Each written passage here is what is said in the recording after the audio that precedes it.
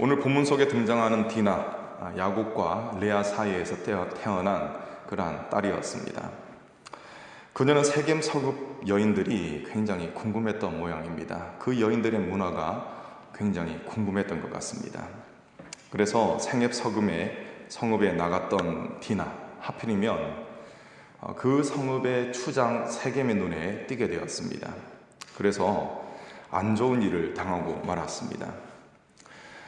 세겜은 비록 디나의 성적인 매력에 빠져가지고 그녀를 겁탈했었습니다. 그런데 그는 디나에게 그야말로 푹 빠져버렸습니다.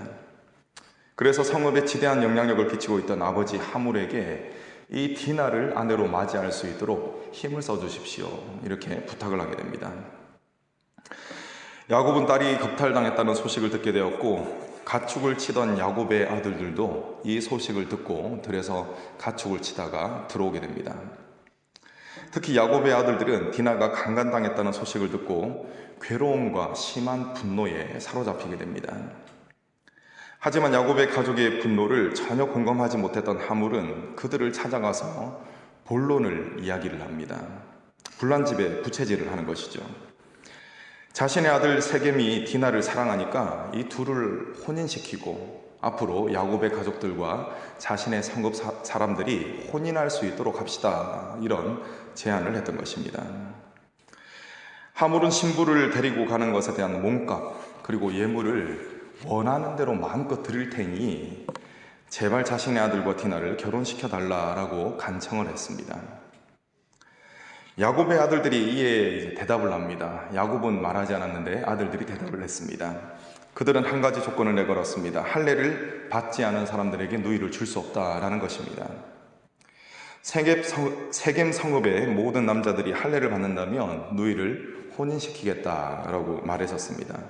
그런데 이것은 세겜 성읍의 사람들을 죽이기 위한, 남자들을 죽이기 위한 그러한 계략이었습니다. 속임수였습니다. 하지만 하물과 그의 아들 세겜은 이 조건을 매우 좋게 여겼습니다. 이미 세겜의 눈에는 콩깍지가 끼었습니다. 그래서 다른 선택을 할 수가 없었습니다. 그래서 이들 부자는 세겜 성읍의 사람들을 설득하기에 이릅니다. 세겜의 혼인은 자치하고서라도 긴 안목으로 볼 때 우리 세겜 성읍에도 유익이다, 이겁니다. 자, 이런 식으로 설득을 했는데 결국 세겜 성읍 사람들은 하물의 제안을 받아들여 모든 남자들이 할례를 받게 됩니다. 여러분, 팔다리에 상처가 나더라도 어떻습니까? 굉장히 고통스럽고 움직임에 제약이 있습니다. 하물며 가장 민감한 성기의 포피를 베는 것은 어떻겠습니까? 할례를 받은 상태라면 당연한 이야기겠지만 굉장히 불편하고 행동에 큰 제약이 따르게 되어 있습니다. 할례로 인한 고통이 극에 달했을 때 야곱의 아들들이 세겜 성읍을 갑자기 습격합니다. 이들 중 시몬과 레위가 칼을 들고 와서 이 성읍의 남자들을 도륙합니다. 그리고 다른 아들들은 이 죽은 사람들 사이를 지나가면서 성 안에 있는 것을 노력하게 되는 것이죠. 이 세겜 성읍의 남자들은 고통 때문에 제대로 된 반항 한번 못하고 죽임을 당하게 됩니다. 야곱의 아들들은 그야말로 마음껏 노략질을 하게 됩니다. 그리고 그 성 안에 있는 여인들과 아이들을 다 붙잡아왔습니다. 이것은 분명히 악한 행동이었습니다. 그런데 그들은 이러한 악한 행동을 하면서도 일말의 양심의 가책이 없었습니다. 오히려 자신들은 이들을 심판했다라는 그러한 생각을 가졌을 것입니다. 자신의 죄악을 정당화했다라는 것입니다. 그렇지만 이것은 하나님 앞에 큰 죄악이었습니다. 특히 칼을 들고 사륙을 냈던 시므온과 레위의 후손들은 훗날 이 죄값을 치르게 됩니다. 시므온은 12지파 중 가장 세력이 약한 지파가 되었고, 레위 후손들은 분기시 없이 다 각 지파에 흩어져서 생활하게 됩니다. 물론 레위 지파에게는 하나님의 은혜로 제사의 직분이 주어졌는데 이것은 순전한 하나님의 은혜다라고 밖에 달리 설명할 길이 없습니다. 아무튼 야곱의 아들들이 세겜 성읍을 사륙하고 노략질했다는 사실을 알게 된 야곱은 시몬과 레위를 책망하게 됩니다.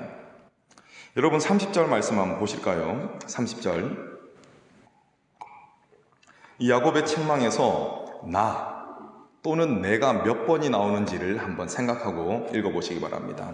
자, 30절 읽겠습니다. 시작. 야곱이 시몬과 레위에게 이르되 너희가 내게 화를 끼쳐 나로 하여금 이 땅의 주민 곧 가나안 족속과 브리스 족속에게 악취를 내게 하였도다. 나는 수가 적은즉 그들이 모여 나를 치고 나를 죽이리니 그러면 나와 내 집이 멸망하리라. 여러분, 나 혹은 내가 몇 번 나옵니까? 총 7번 나올 겁니다. 야곱의 머릿속은 온통 자신에 대한 생각, 자신에 대한 걱정으로 가득 차 있었습니다. 야곱의 책망을 들었던 아들들은 아버지 야곱을 향해서 우리 누이가 창녀 취급을 받았는데 그렇다면 가만히 있는 것이 맞습니까? 라고 이렇게 쏘아붙입니다. 이 대목에서 아버지를 존중하는 모습을 찾아보기는 어렵습니다. 여러분, 창세기 34장에 등장하는 이야기를 한마디로 표현하자면 총체적 난국입니다. 야곱의 부족함, 디나의 어리숙함, 세겜 성읍 사람들의 탐심, 야곱의 아들들의 혈기 등 이것들이 빚어낸 총체적 난국이 아닐 수가 없습니다. 그렇다면 어떻게 해서 이러한 총체적 난국이 발생하게 되었는지를 조심스럽게 살펴보겠습니다. 먼저 야곱의 딸 디나는 세겜 성읍의 여인들의 문화에 깊은 관심을 가지고 있었습니다.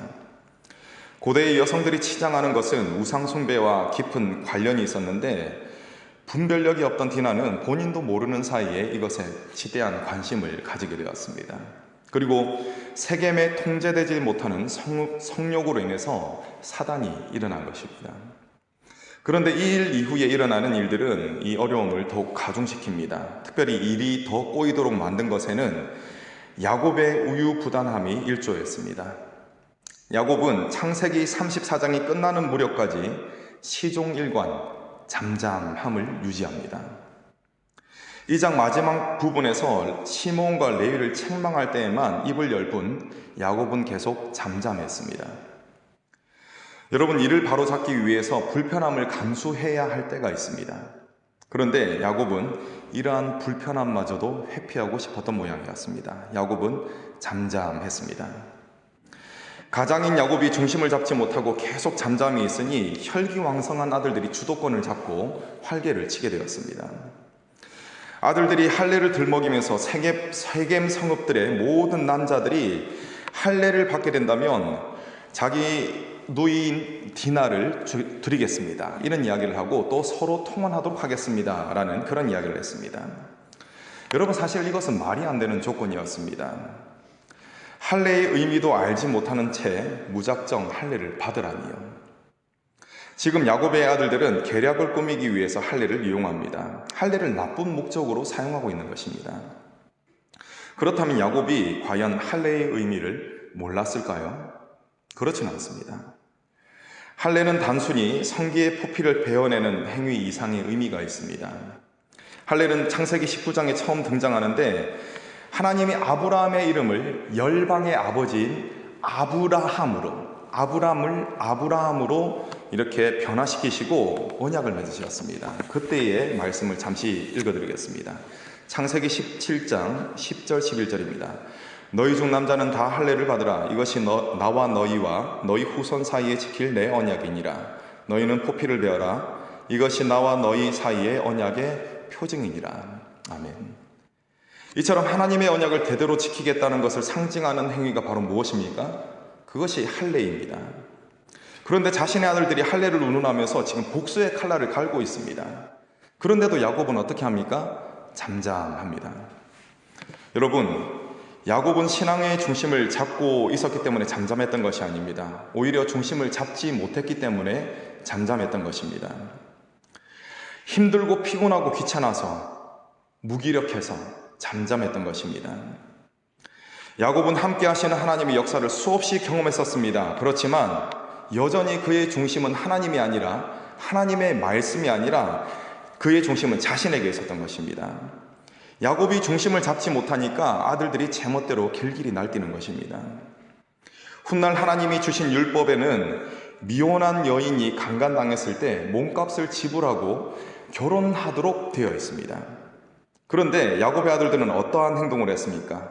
복수의 눈이 멀어서 속임수를 사용했고 세겜뿐 아니라 하몰뿐 아니라 세겜 서급의 모든 남자들을 다 죽여버렸습니다. 이는 분명 매우 지나친 처사였습니다.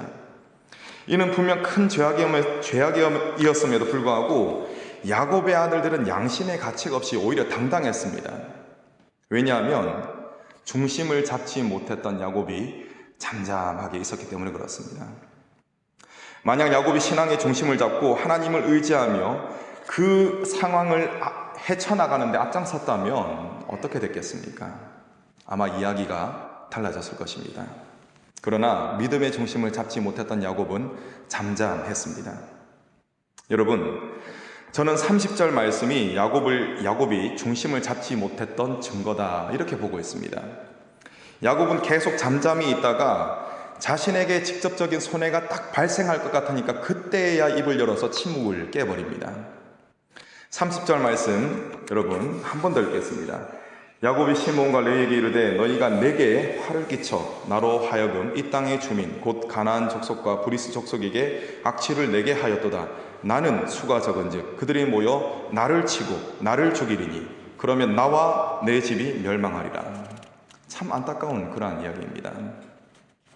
이 한 절에 나라는 단어가 무려 7번이나 나올 만큼 야곱은 자신에게 함몰되어 있습니다. 자기 자신만 보고 있습니다. 여전히 생각이 나 중심으로 돌아가고 있는 거예요. 그러니 중심을 못 잡을 수밖에 없는 것입니다. 야곱의 여정을 거슬러서 살펴보면 그가 신앙의 중심을 못 잡았다라는 것을 더 확인할 수가 있습니다. 야곱은 형 에서를 피해서 밧담 아람으로 이동하는 중 베델에서 서원했습니다. 그 대목을 읽어드리겠습니다. 창세기 28장 20절에서 22절입니다.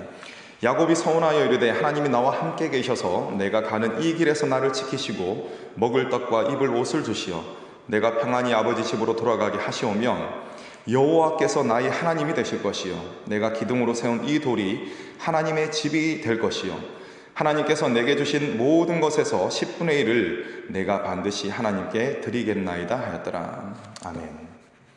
야곱은 하늘의 사닥다리의 환상을 보고 감동을 받아가지고 이런 서원을 했습니다.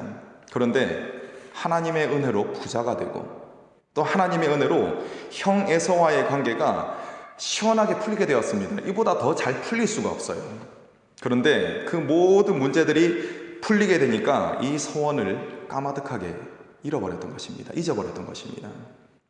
이는 신앙의 중심이 제대로 서지 않았다라는 증거입니다.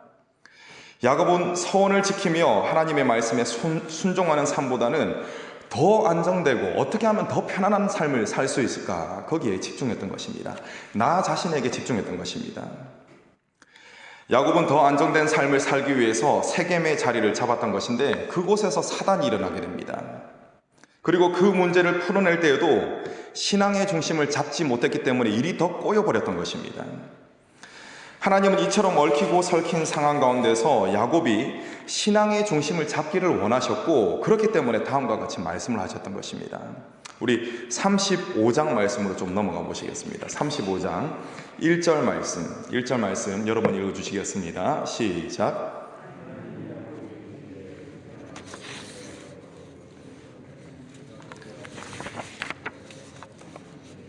내게 나타났던 하나님께 거기서 제단을 쌓아라 하신지라. 아멘. 야곱이 지금 중심을 잡지 못하고 정신을 못 차리니까 하나님께서 너 정신을 차리고 중심을 잡아라 라고 말씀하시는 것입니다. 서원을 지킴으로 중심을 잡으라는 것입니다. 말씀을 붙들므로 중심을 잡으라는 것입니다. 여러분에게 문제가 있을 때 여러분들은 어떻게 접근을 하십니까? 좋은 것이 좋은 것이고 편한 것이 좋은 것이다 라는 생각으로 접근하고 있지는 않습니까?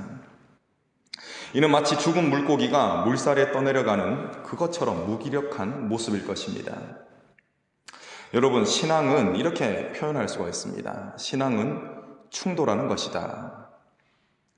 먼저는 세상의 가치관, 그리고 내 욕심과 안일함에 대해 충돌하는 것이 바로 신앙입니다. 그리고 지혜가 필요한 부분이지만 하나님과 반대편에 서 있는 나의 가족들, 그리고 지인들과 충돌하는 것이 바로 신앙생활입니다. 예수께서도 다음에 말씀을 하셨습니다. 누가복음 12장 51절입니다.